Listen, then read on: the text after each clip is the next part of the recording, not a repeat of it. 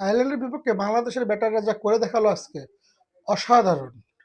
ব্যাটিংয়ে নেমে আজকে বাংলাদেশের ক্রিকেটাররা ডে টুতে বোলিংয়ে এসে মাত্র আয়ারল্যান্ডের ব্যাটসম্যানরা ২ ওভার ২ বল ব্যাট করতে পারেন। এরপরে অল আউট হয়ে যান তারা।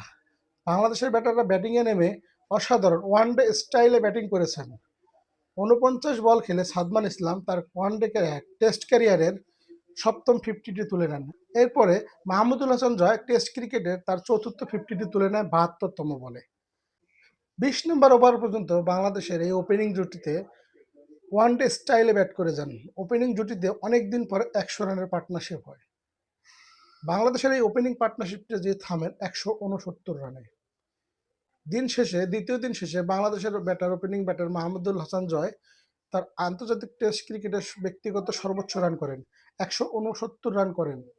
অপরদিকে মমিনুল করেন ৮০ রান। সাদমান আউট হয়ে যায় ৮০ রানে।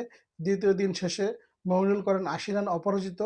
মাহমুদুল হাসান জয় ১৬৯ রানে অপরাজিত আছেন।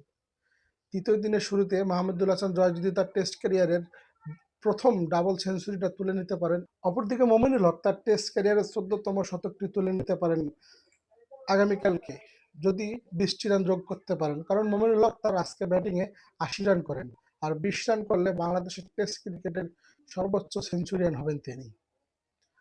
অপরদিকে মাহমুদুল হাসান জয় দুর্দান্ত ব্যাটিং করেছেন। অনেকদিন পরে জাতীয় দলে এসেছেন। ৩.৫ বছর পরে সেঞ্চুরি করেছেন দেশের মাটিতে।